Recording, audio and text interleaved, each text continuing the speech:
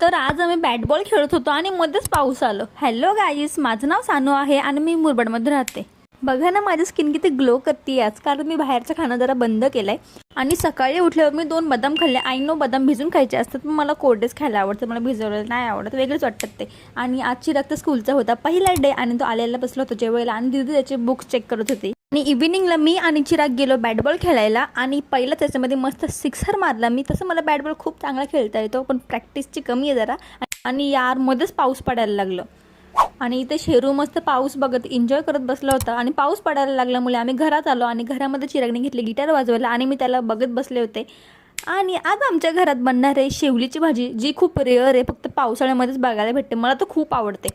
आणि इथे दीदीचं नेहमीसारखं पराक्रम चालू आहे. ॲक्च्युली ही तुळशीची काडी आहे, जिथे तिने सोलून हेअरस्टिक बनवायला घेतली आहे. त्यानंतर मी घेतलं जेवायला. वाव, भेटूयात नेक्स्ट ब्लॉगमध्ये. Bye bye.